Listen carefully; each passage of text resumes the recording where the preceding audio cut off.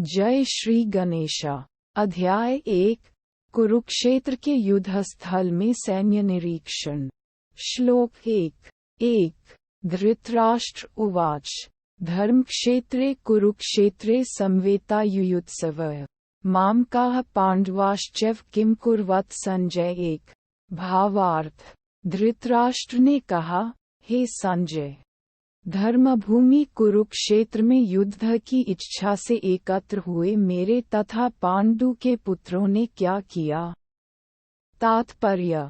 भगवद गीता एक बहुपठित आस्तिक विज्ञान है जो गीता महात्म्य में सार रूप में दिया हुआ है। इसमें ये उल्लेख है कि मनुष्य को चाहिए कि वह श्री कृष्ण के भक्त की सहायता से संवीक्षण करते हुए भगवद गीता का अध्ययन करे और स्वार्थ प्रेरित व्याख्याओं के बिना उसे समझने का प्रयास करे। अर्जुन ने जिस प्रकार से साक्षात भगवान कृष्ण से गीता सुनी और उसका उपदेश ग्रहण किया, इस प्रकार की स्पष्ट अनुभूति का उदाहरण भगवद गीता में ही है।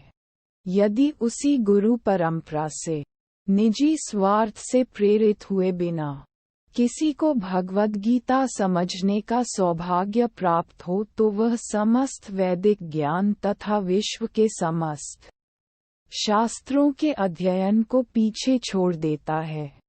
पाठक को भगवद गीता में न केवल अन्य शास्त्रों की सारी बातें मिलेंगी अपितु ऐसी बातें भी मिलेंगी जो अन्यत्र कहीं उपलब्ध नहीं हैं। यही गीता का विशिष्ट मानदंड है। स्वयं भगवान श्री कृष्ण द्वारा साक्षात उच्चरित होने के कारण ये पूर्ण आस्तिक विज्ञान है। महाभारत में वर्णित धृतराष्ट्र तथा संजय की वार्ताएं इस महान दर्शन के मूल सिद्धांत का कार्य करती हैं। माना जाता है कि इस दर्शन की प्रस्तुति कुरुक्षेत्र के युद्धस्थल में हुई जो वैदिक युग से पवित्र तीर्थस्थल रहा है। इसका प्रवचन भगवान द्वारा मानव जाति के पथ प्रदर्शन हेतु तब किया गया जब वे इस लोक में स्वयं उपस्थित थे। धर्म क्षेत्र शब्द सार्थक है क्योंकि कुरुक्षेत्र के युद्धस्थल में अर्जुन के पक्ष में श्री भगवान स्वयं उपस्थित थे। कौरवों का पिता धृतराष्ट्र अपने पुत्रों की विजय की संभावना के विषय में अत्यधिक संदिग्ध था। अतः इसी संदेह के कारण उसने अपने सचिव से पूछा। उन्होंने क्या किया? वह आश्वस्त था कि उसके पुत्र तथा उसके छोटे भाई पांडु के पुत्र कुरुक्षेत्र की युद्ध भूमि में निर्णयात्मक संग्राम के लिए एकत्र हुए हैं। फिर भी उसकी जिज्ञासा सार्थक है। वह नहीं चाहता था कि भाइयों में कोई समझौता हो, अतः वह युद्ध भूमि में अपने पुत्रों की नियति, भाग्य, भावी के विषय में आश्वस्त होना चाह रहा था। चूंकि इस युद्ध को कुरुक्षेत्र में लड़ा जाना था, जिसका उल्लेख वेदों में स्वर्ग के निवासियों के लिए भी तीर्थस्थल के रूप में हुआ है, अतः धृतराष्ट्र अत्यंत भयभीत था कि इस पवित्र स्थल का युद्ध के परिणाम पर न जाने कैसा प्रभाव पड़े। उसे भली भांति ज्ञात था कि इसका प्रभाव अर्जुन तथा पांडु के अन्य पुत्रों पर अत्यंत अनुकूल पड़ेगा क्योंकि स्वभाव से वे सभी पुण्यात्मा थे। संजय श्री व्यास का शिष्य था, अतः उनकी कृपा से संजय धृतराष्ट्र ने उससे युद्धस्थल की स्थिति के विषय में पूछा। पांडव तथा धृतराष्ट्र के पुत्र दोनों ही एक वंश से संबंधित हैं, किंतु यहाँ पर धृतराष्ट्र के वाक्य से उसके मनोभाव प्रकट होते हैं।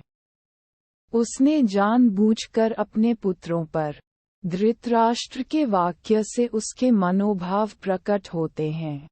उसने जानबूझकर अपने पुत्रों को कुरु कहा और पांडु के पुत्रों को वंश के उत्तराधिकार से विलग कर दिया। इस तरह पांडु के पुत्रों अर्थात अपने भतीजों के साथ धृतराष्ट्र की विशिष्ट मनस्थिति समझी जा सकती है।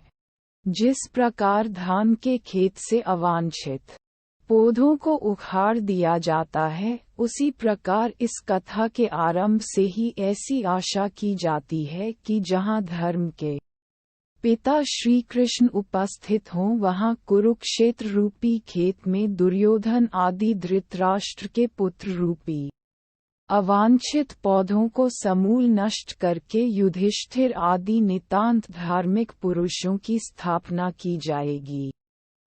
यहाँ धर्मक्षेत्रे तथा कुरुक्षेत्रे शब्दों की उनकी ऐतिहासिक तथा वैदिक महत्ता के अतिरिक्त यही सार्थकता है।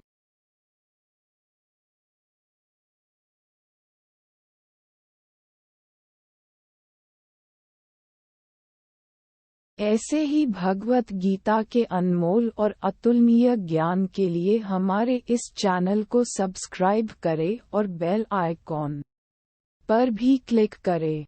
बोलो जय श्री कृष्णा।